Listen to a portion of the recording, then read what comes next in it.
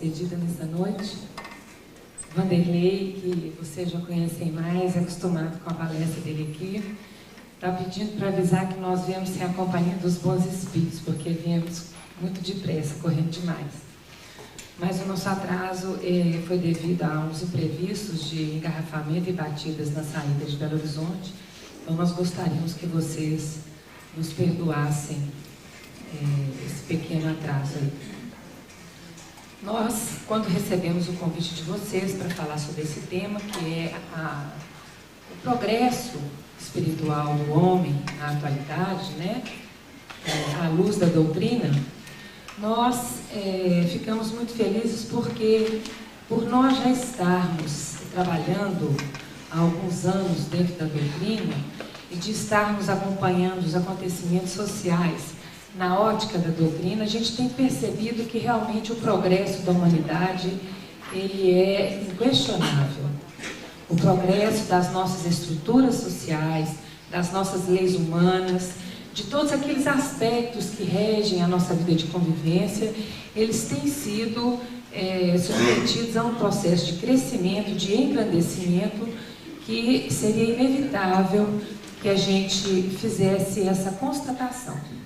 Muitas vezes, nessa sociedade de hoje conturbada, e essa conturbação ainda agravada pelo período de transição pelo qual o homem passa no momento, quando estamos assim, digamos, envolvidos nesse contexto de situações mais difíceis, nós não conseguimos perceber os benefícios ou o aprendizado que emerge dessas situações, problemas, dessas situações que trazem dificuldades para nós. Então, como é que a gente poderia tratar dessa questão do progresso, né, sobre a qual a criatura está, digamos assim, destinada a cumprir a sua jornada? Nós vamos analisar alguns aspectos desse crescimento espiritual através daquela passagem, da análise daquela passagem que é narrada em Marcos, no capítulo 8, da cura do cego de Betsaida.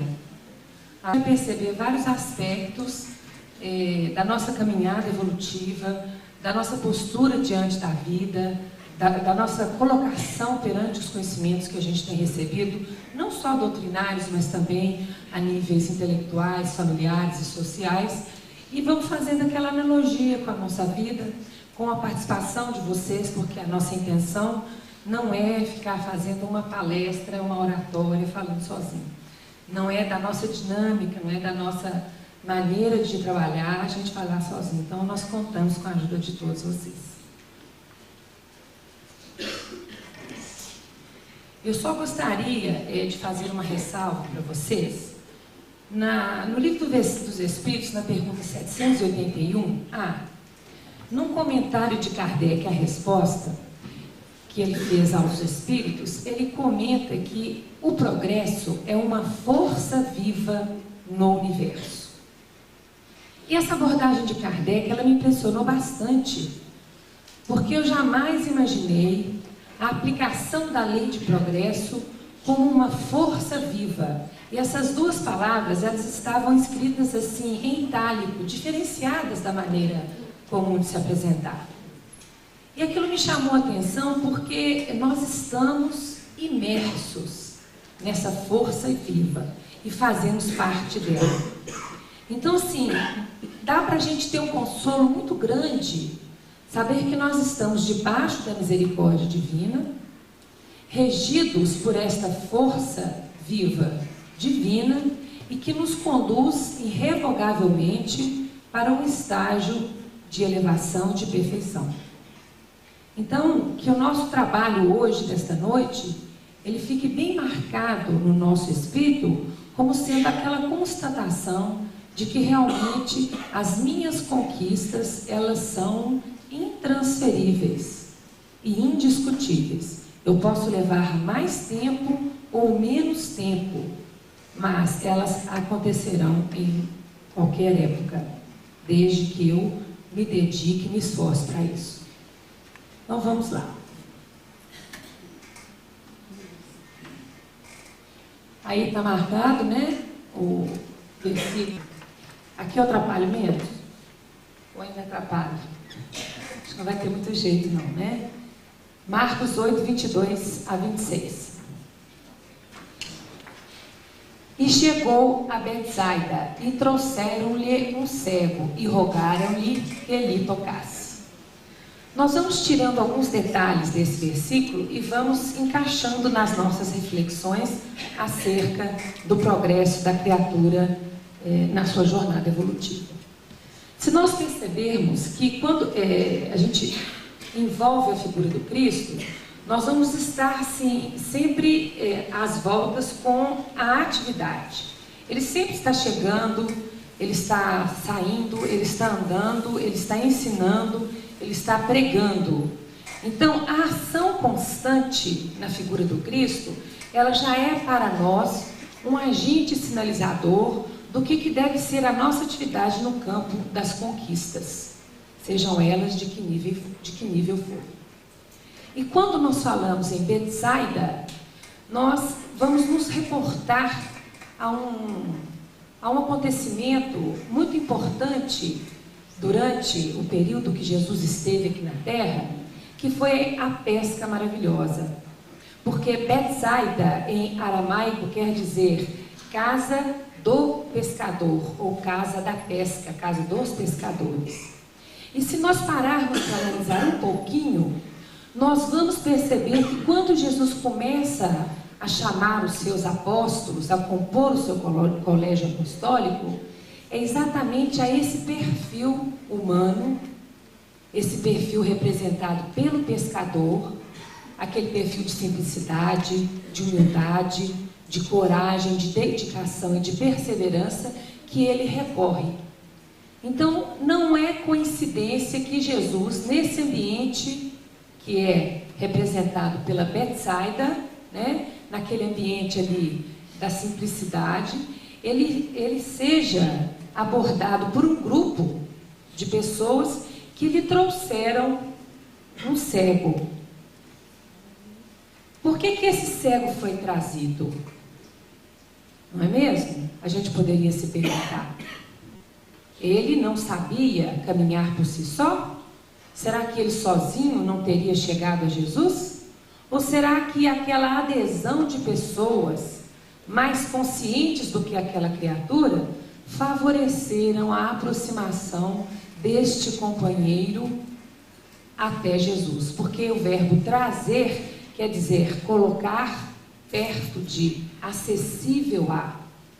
Então, nesse momento, nós vamos perceber que muitas vezes no centro espírita, no lar que nós estamos, na vida em sociedade, na lei de sociedade, quando nós não detemos determinadas características ou determinados recursos, na nossa vida em sociedade, nós somos colocados em contatos uns com os outros, para quê? Para que haja o quê? Uma troca, para que haja uma complementação.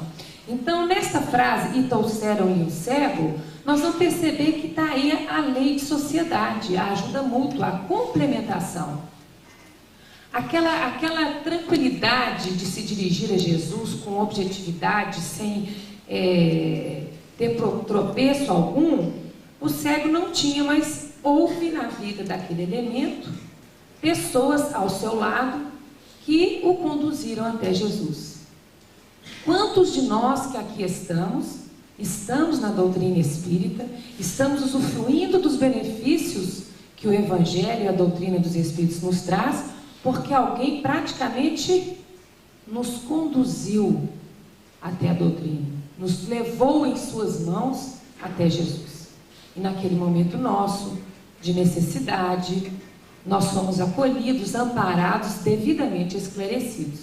Então, quando nós colocamos essa questão do cego, nós podemos ver que o cego ele pode ser realmente aquele que não vê, que tem a limitação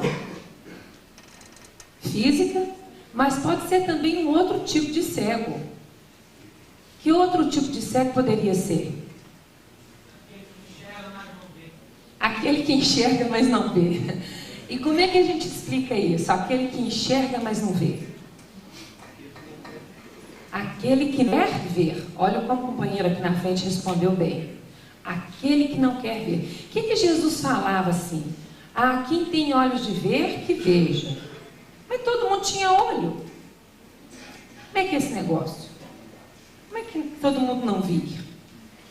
Mas é porque muitas vezes aquela mensagem que a gente está percebendo, aquele convite que a gente está recebendo, ele ainda não encontra ressonância em nós. Então nós muitas vezes também estamos ocupando, né, na posição do cego, aquela circunstância da gente realmente não conseguir assimilar, não conseguir colocar na prática aquele recurso com o qual a gente tem contato.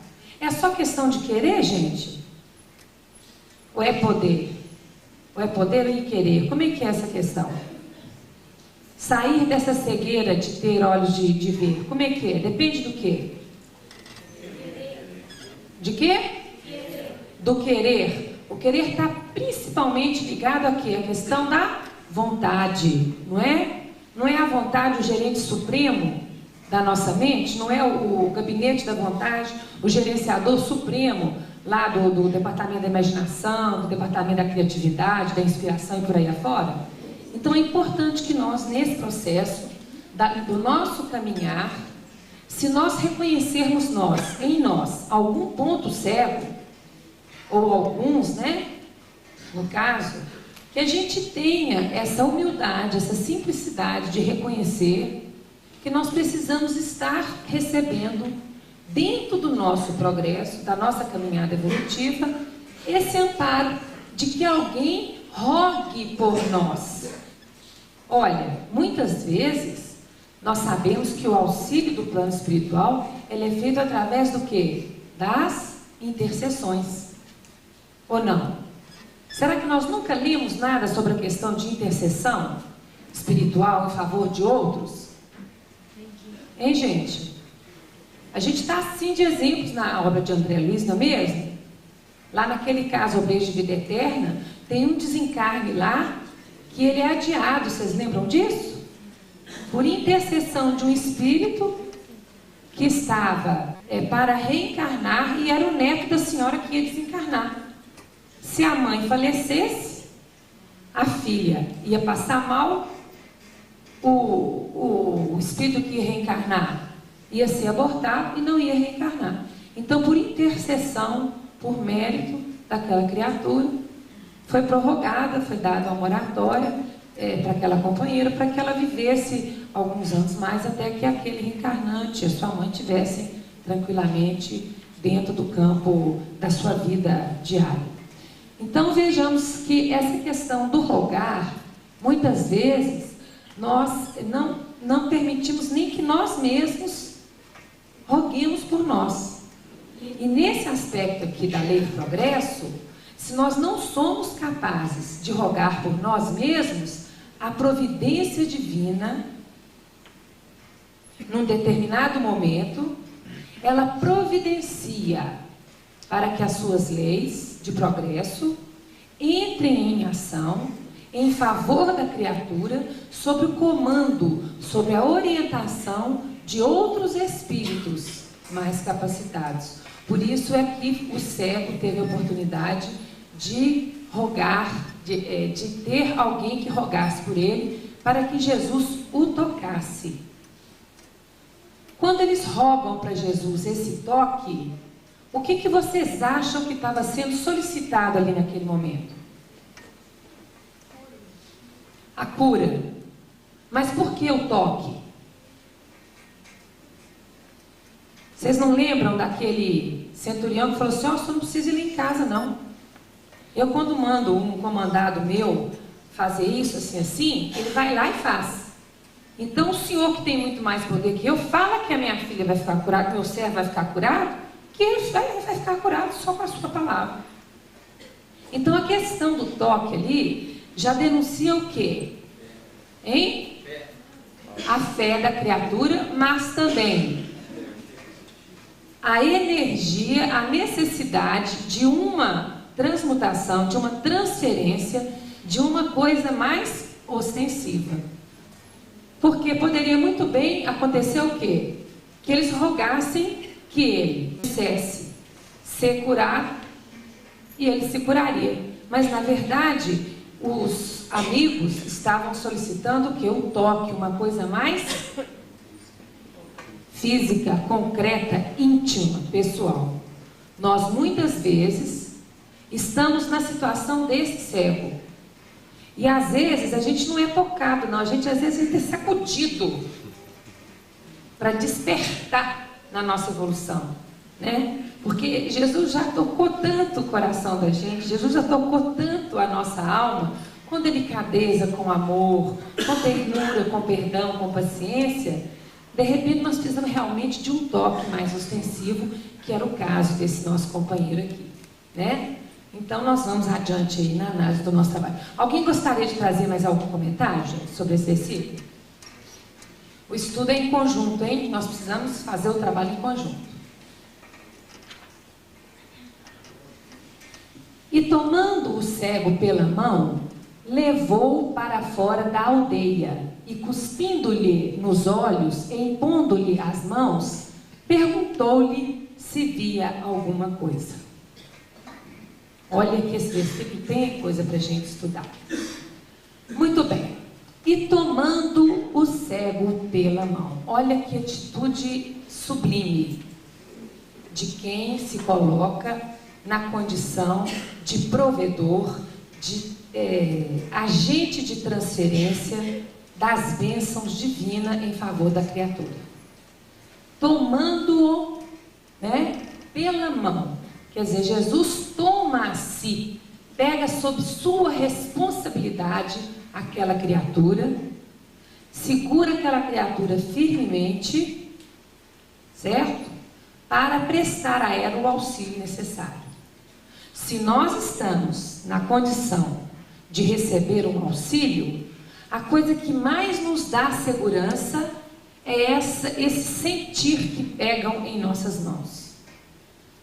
Mas em contrapartida, quando estamos nós com elementos de favorecer as criaturas no seu momento de necessidade, é essa postura que nós precisamos adotar. Tomar a criatura pela mão, ou seja, criar um elo, um vínculo. Para que nós possamos trocar recursos, é necessário que a gente se vincule. Muitas vezes, uma determinada casa espírita, um determinado centro espírita, ele não consegue sobreviver em determinada atividade, em determinada função. Por quê? Porque aqueles trabalhadores que ali estão não se tomam pelas mãos, não se comunicam com a tarefa com esse nível de comprometimento. Então, consequentemente, não há progresso. A coisa não deslancha, não cresce. Então, daí a importância da gente analisar que para que tudo aquilo que a gente empenha, deseja, não só a nível pessoal de aquisição, mas também a nível de interação e trabalho, é necessário que esse tomar em nossas mãos, ele esteja presente, para que realmente o crescimento se efetive. Agora eu pergunto para vocês, por que é que Jesus levou esse cego para fora da aldeia? Hein, gente? Por que Jesus não curou ele ali mesmo? O que esse levar para fora da aldeia quer dizer para nós?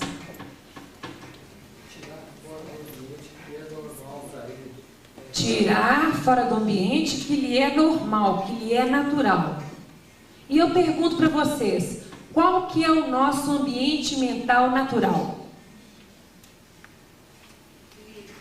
Hein? Não, esse é o que nós deveríamos ter. Eu estou falando o que nós temos. Hein, gente? O atual nosso, como que é? Não vamos também falar que é desequilíbrio total, né? Mas o tirar da aldeia, tirar daquele ambiente que a gente naturalmente vive. Como é que a gente vive hoje? Naturalmente falando. Somos gente quase boa? Como diz o Vanderlei aqui? Hein? Você quer? Não, que é isso? Não só no aspecto da conturbação, mas sobretudo na falta da ação de um padrão equilibrado. Não é verdade? Uma hora nós estamos bem, outra hora mais ou menos bem, outra hora muito menos bem. Né? Não podemos falar que nós estamos muito menos bem. Né? Vamos ser positivos, já vamos trabalhar no nosso aspecto aqui. Nossa, eu tenho certeza que aqui hoje nesse salão não existem pessoas que ficam mal. Vocês ficam menos bem, não é certo isso? Ou muito menos bem, né? Mas vocês estão sempre bem, não é assim? Hein, gente? Pois é. Vocês sabem que a gente trabalha palavra, pensamento e ação. Então vamos falar, vamos buscar a nossa ação. Então, quando fala assim que Jesus levou para fora da aldeia, se a gente for olhar o que significa aldeia, o que significa aldeia? Não, a aldeia ela não tem nem a hierarquia de uma pequena cidade ou um simples município. É um povoadozinho, sem prefeitura, sem polícia, sem nada. Então é o germe, é o quê? É o início de um processo de aglutinação de valores. E na verdade, se a gente for pensar um pouquinho, nós não somos nenhuma metrópole, não. Nenhuma capital de estado também não somos, não. Né? Nós podemos ter aqui algumas grandes cidades a nível de interior, de aquisição de valores, mas na grande maioria da humanidade hoje nós vamos encontrar o quê? Pequenas aldeias. Nós, na verdade, na nossa intimidade, trazemos pequenas aldeias. E às vezes essas aldeias em que nós habitamos, elas muitas vezes trazem para nós mais dificuldade do que facilidade.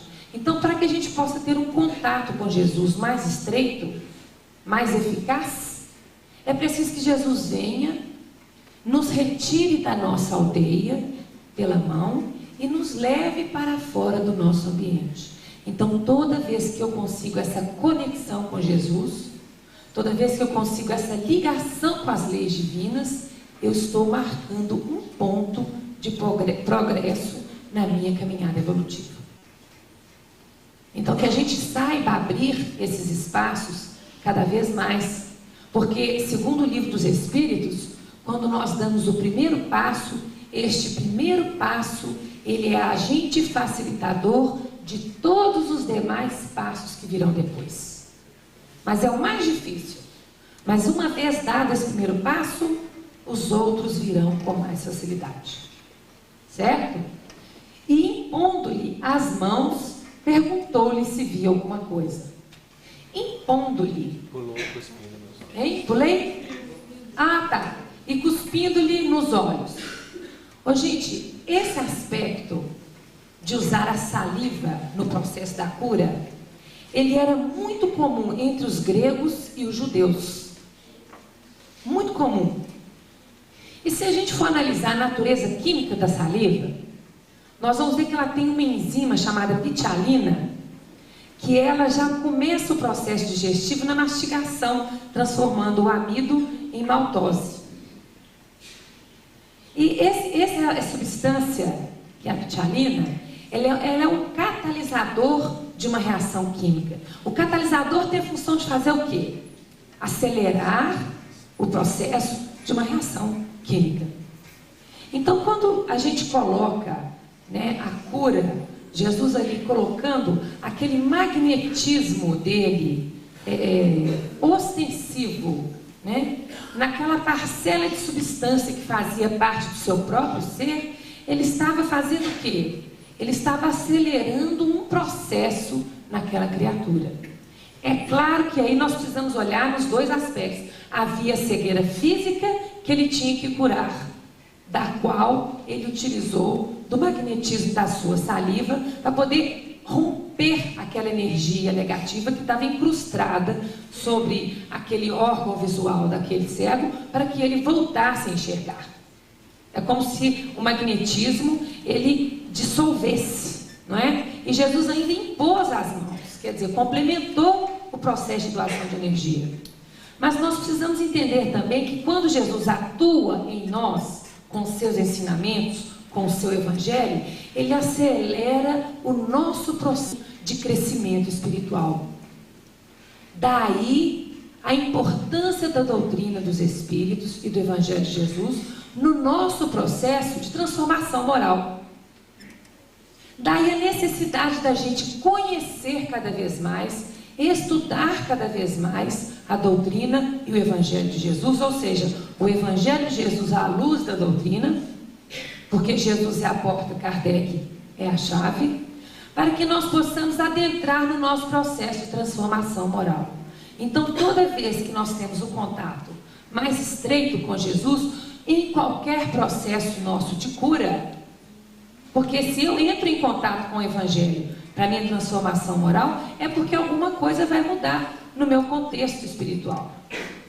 De certa forma, entre aspas, eu vou estar cuidando de uma enfermidade, entre aspas, ou seja, transformando determinada situação menos feliz numa situação feliz.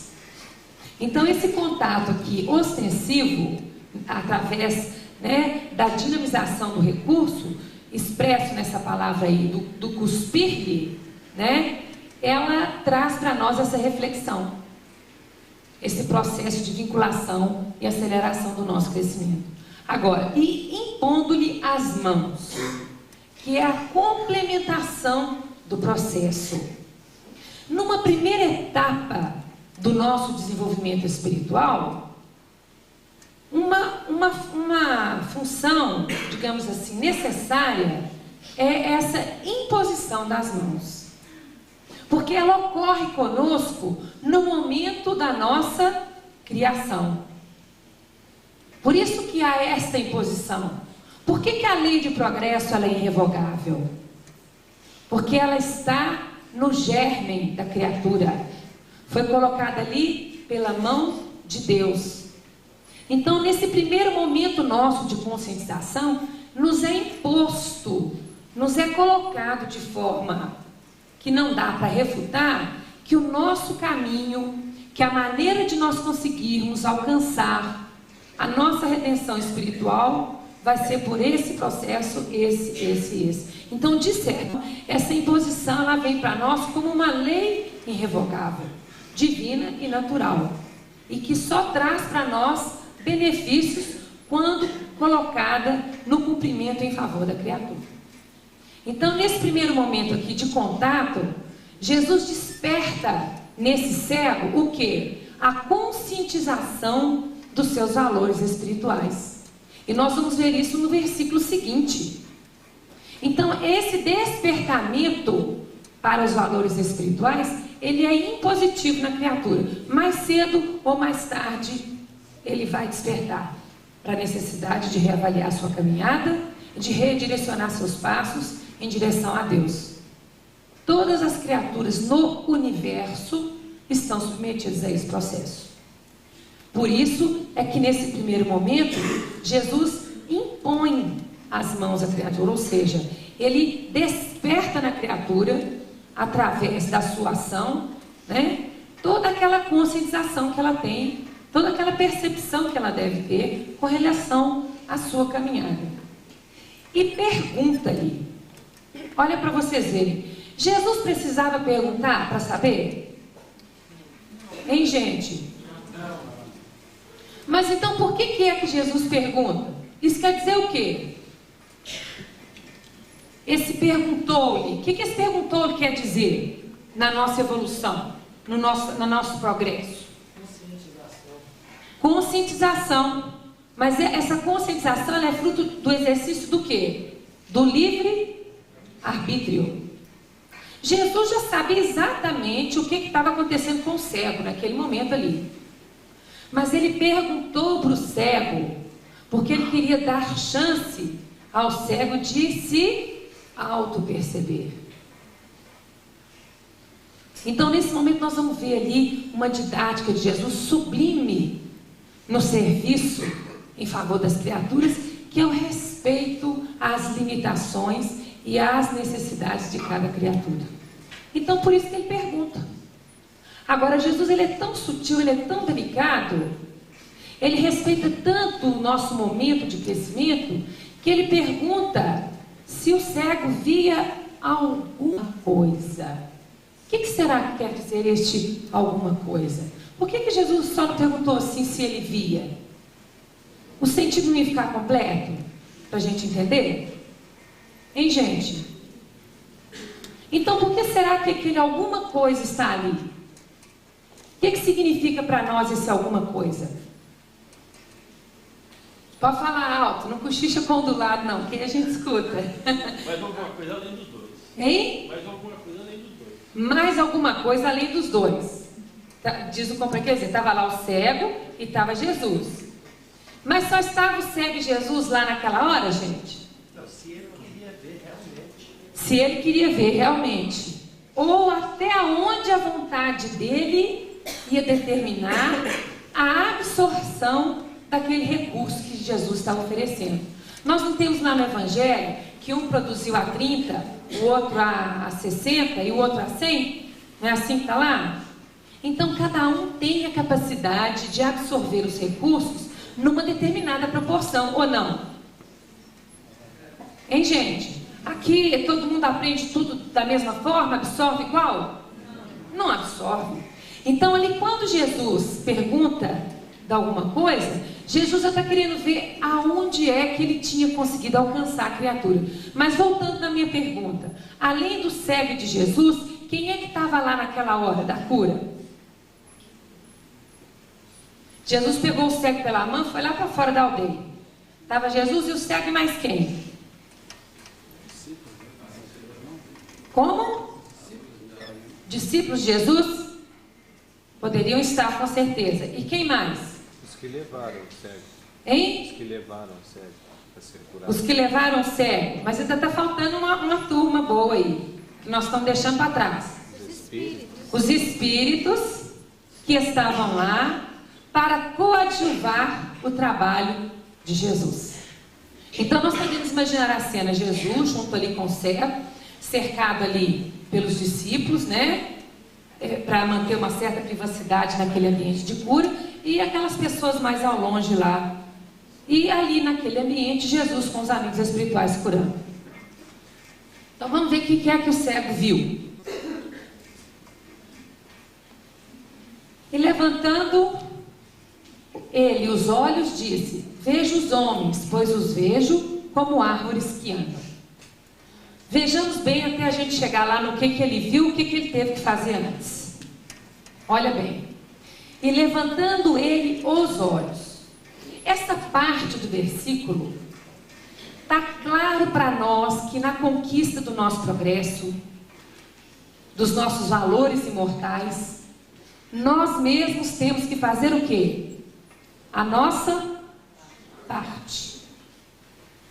Não vai adiantar a gente esperar, porque o nosso progresso é realizado pelas nossas próprias mãos, pelo nosso próprio espírito. Então, nesse momento, o cego fez a parte dele. O que ele fez?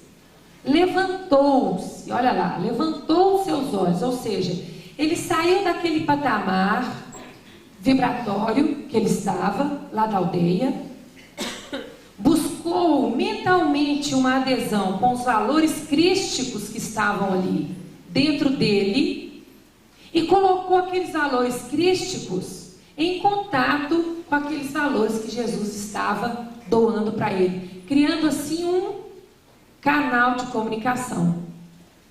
Então nós, em nossa estrada evolutiva, nas nossas atividades, no exercício como pais, como mães, como profissionais, como filhos, parentes, amigos, vizinhos, colegas de trabalho, nós temos que estar atentos a esse processo. Porque esse processo de transferência que Jesus fez, de conexão que o cego fez com Jesus, nós temos que buscar constantemente na nossa vida de relação, na nossa vida de família, na nossa vida social e profissional. Criar esses caminhos de conexão, de vinculação, levantar da nossa posição, muitas vezes rígida, muitas vezes cômoda, irredutível, inflexível, e se abrir para aquela posição diferente que está ali, nos propondo uma reavaliação e uma mudança. Então, essa parte que ela é inerente à própria criatura, nós temos que fazer no nosso processo de crescimento espiritual. E ele levanta exatamente o quê? Os olhos. Porque ele poderia, ao invés de levantar os olhos, manter os olhos exatamente no campo o quê? Da horizontal, que quer dizer o quê? Percepção a nível do quê? Da realidade que cerca a criatura, não é isso? Mas quando a gente levanta os olhos, o que a gente vê? Hein? A gente percebe as alturas, não é mesmo? A gente percebe uma situação espiritual superior. Então, nesse momento, o cego criou toda aquela predisposição que seria indispensável a ele para que ele pudesse receber aquele recurso que estava sendo dado a ele. E ele disse, ou seja, ele teve a conscientização, né, de trazer: vejo os homens, pois os vejo como árvores que andam. Pois os vejo. Olha para vocês verem uma coisa. O que quer dizer essa expressão? Pois os vejo. Por que ele não falou assim? Os vejo como árvores que andam. Por que ele colocou assim? Pois os vejo.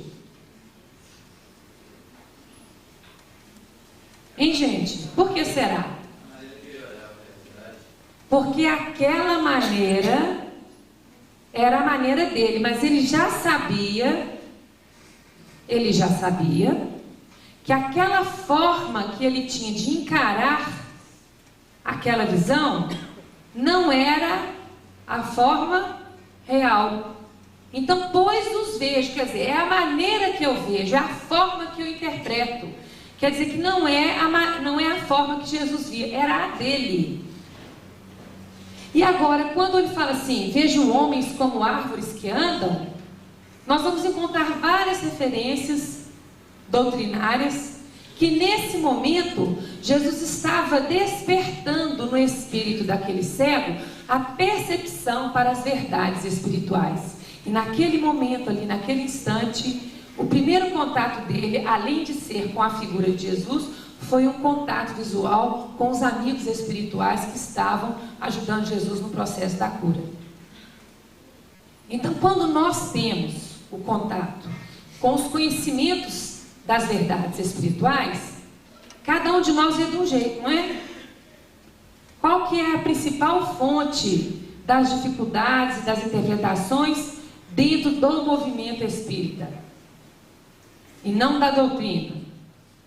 É a maneira como fulano acha que a doutrina fala isso, a maneira como o outro acha, a maneira como o outro vive ou emprega. Então, aqui nesse momento nós vamos perceber que aquele companheiro, ao ter contato com aqueles espíritos ali, e vendo aqueles espíritos naturalmente, perispiritualmente, um pouco maiores, de estatura um pouco mais elevada do que o normal, que ele achava que deveriam ser os homens, ele interpretou que seriam como árvores que andam, ou seja, objetos de porte maior que ele imaginava que seriam as árvores também que andassem. Então nós muitas vezes, em contato com a realidade espiritual, naquela percepção ainda parcial e não plena desses recursos espirituais, a gente acaba falando que realmente nós estamos vendo homens que são como árvores que andam. E nesse sentido, nós vamos entender a árvore como aquela totalidade de percepção da criatura. É aquilo que ela está dando conta de ver. Então, nesse momento de despertamento espiritual, a criatura conseguiu perceber e registrar esse fato. Interpretamos nós os recursos que nos são colocados em favor do nosso crescimento, usando aquilo que a gente já tem dentro de nós. Está tranquilo até aqui, gente? Estou forçando muito a barra? Estou interpretando muito? Estou viajando um pouquinho demais? Está dando para acompanhar? Se não estiver dando para acompanhar, vocês nos interrompam, nos ajudem aí com perguntas. Tá ok? Então vamos lá.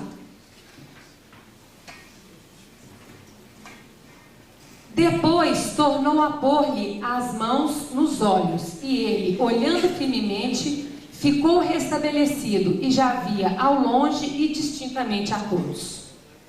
Então vejam bem, gente, Jesus no primeiro momento, com aquela primeira imposição das mãos, o cego já poderia ficar curado, não poderia? Hein, gente? Faltou capacidade de Jesus para curar? O que faltou? A assimilação por parte da criatura. Aí eu pergunto para vocês, há 1500 anos antes da vinda de Cristo, teve um companheiro chamado Moisés, que recebeu lá 10 mandamentos.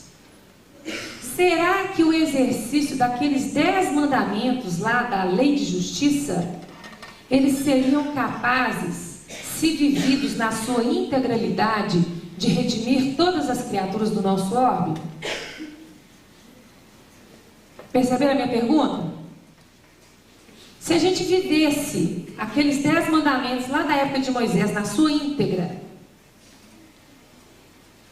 aqueles 10 mandamentos seriam capazes de promover o nosso progresso espiritual?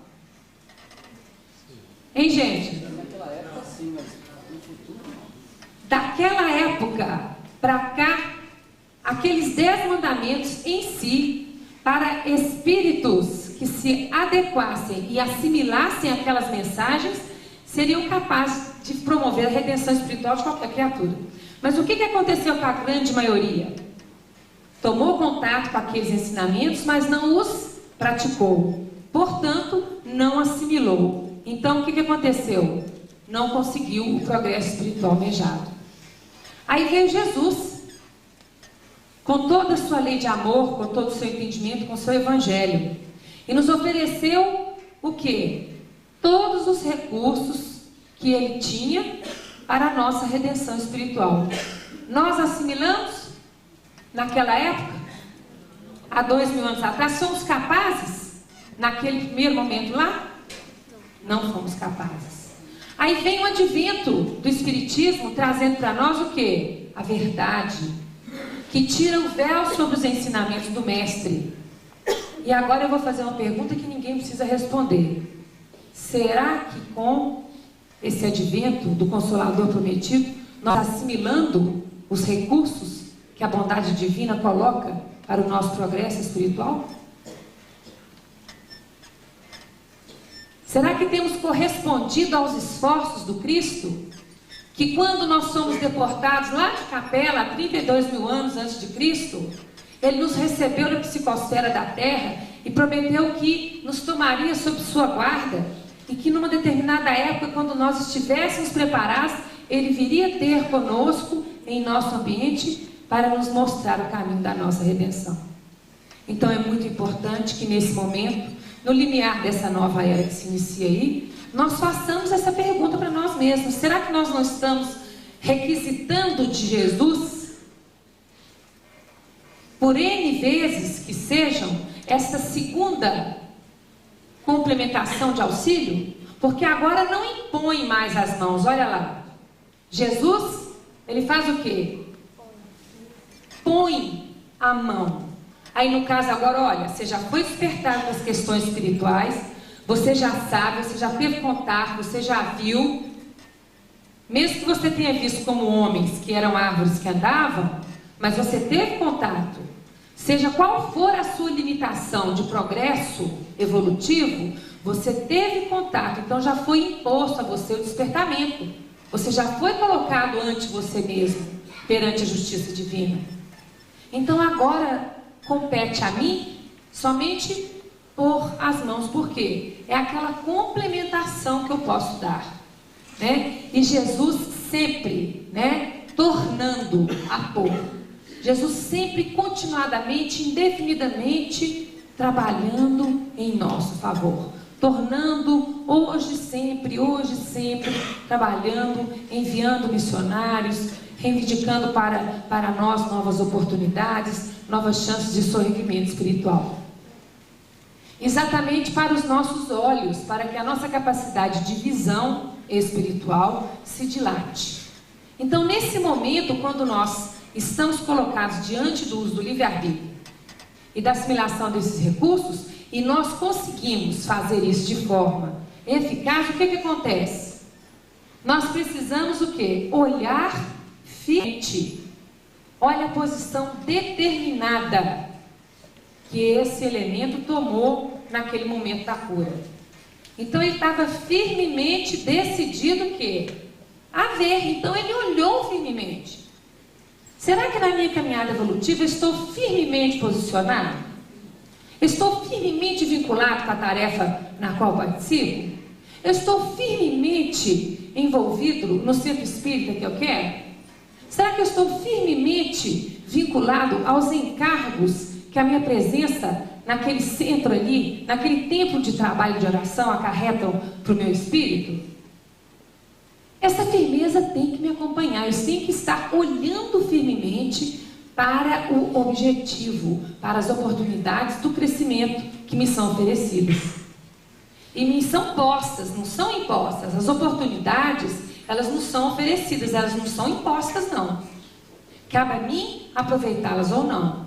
Então, para que eu as aproveite, eu tenho que olhar firmemente.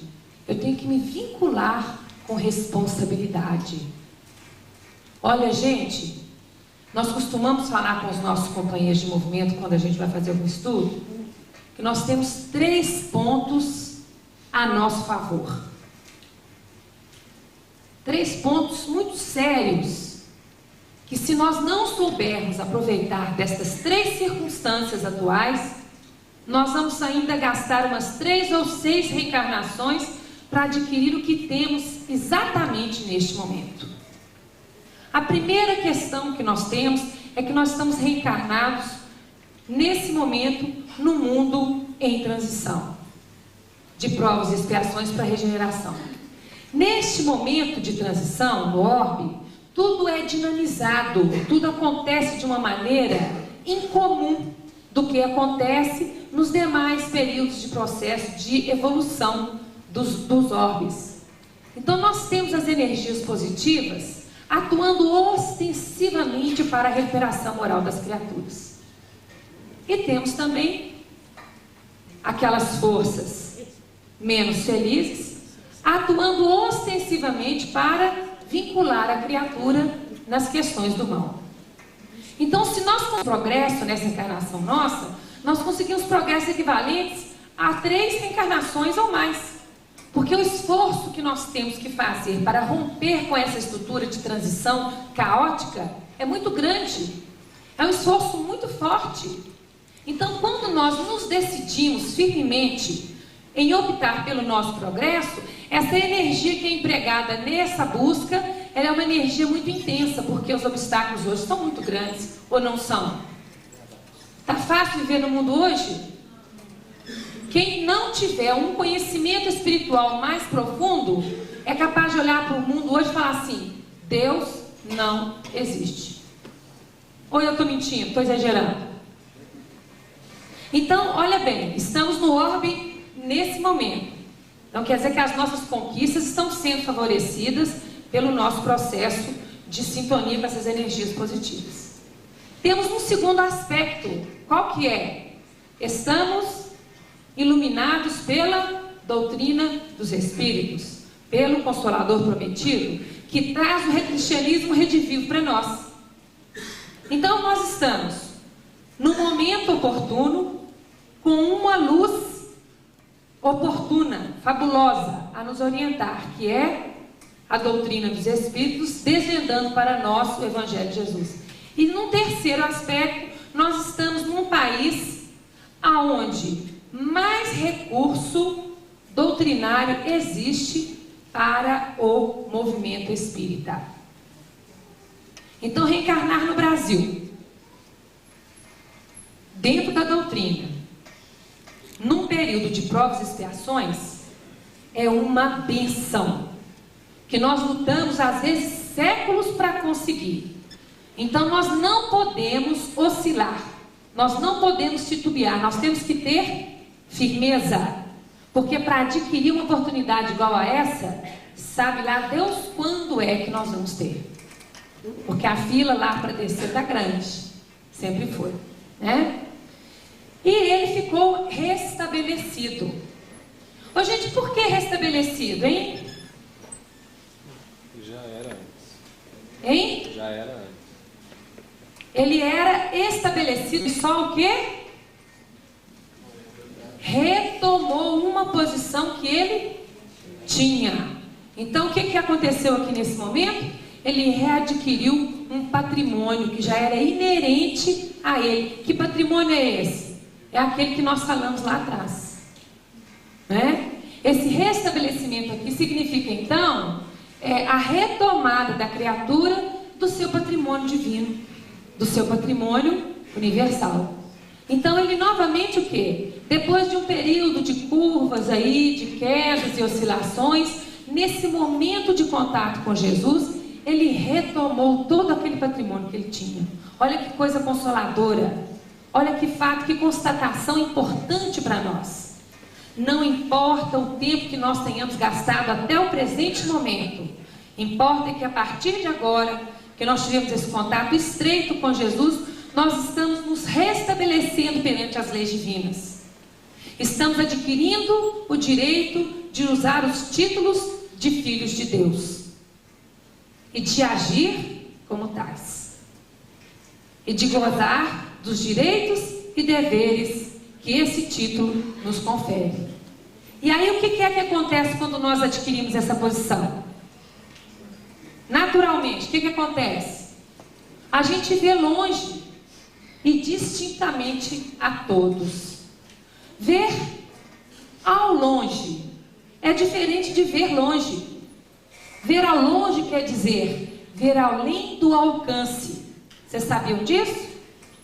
Ver ao longe, está lá no dicionário. Ver além do alcance.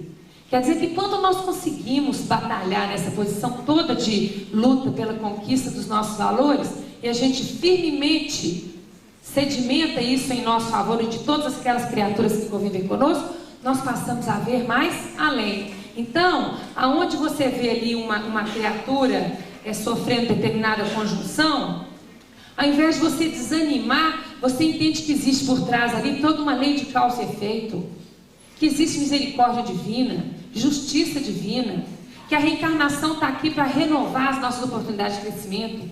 Se hoje aquela criatura ali está recebendo o sofrimento como mestre, doloroso, intransigente, rigoroso, amanhã com certeza, se ele for um aluno capaz e acessível, ele terá lições mais amenas. Então nós somos capazes de ver além do que a maioria das pessoas vê.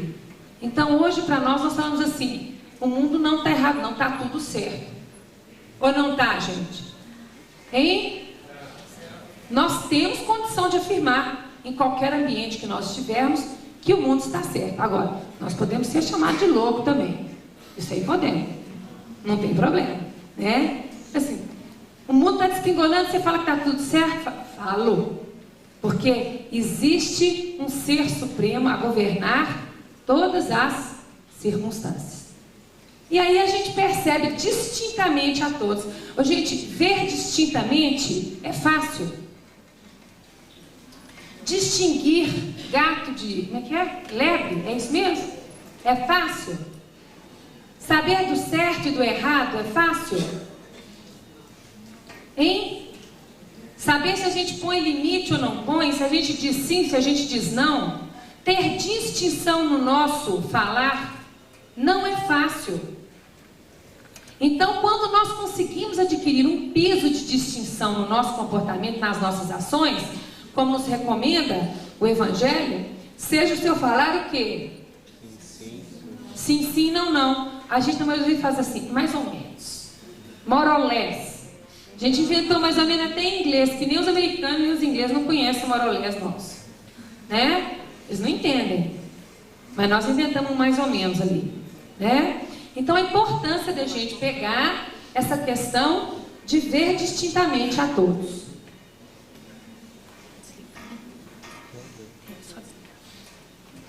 Vou passar para outra lâmina. Gente, alguma colocação, alguma pergunta? Então vamos lá. E e mandou para a sua casa, dizendo: não entres na aldeia. Mandou-o. Condiz com a posição de Jesus? Mandar? Porque quando alguém fala assim, eu mando, a gente associa o mandar diretamente com ordem, com autoridade, não é isso? Mas na verdade, se a gente for lá no dicionário e olhar a palavra mandar, quer dizer colocar orientações, prescrever, orientar. É outra aplicação é outro exercício deste verbo, mandar. Então, nesse momento, Jesus, ele manda como quem ordena ou ele diz como quem prescreve? Como quem ele prescreve uma orientação. Olha, vai para a tua casa. A tua casa é o quê? O que é a tua casa? O que é a minha casa? O que é a casa de cada um de nós aqui, hoje, nesse momento agora? Aonde eu vou, minha casa vai. Não. Seu ambiente mental. O meu ambiente mental, a minha mente, o meu patrimônio espiritual. Aonde eu vou, a minha casa vai comigo. Se na minha casa tiver paz, eu estarei em paz. Se na minha casa, só um minutinho, gente.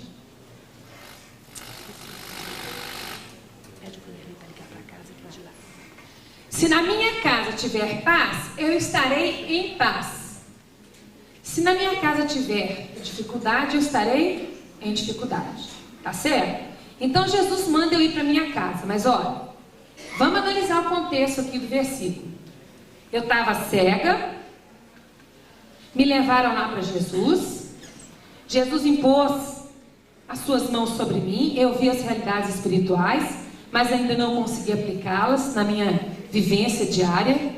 Jesus, ainda num acréscimo de recurso, pôs suas mãos sobre mim. Aí eu consegui enxergar parcialmente e vivenciar aquilo que eu estava dando conta de perceber. Então, naturalmente, a minha casa estava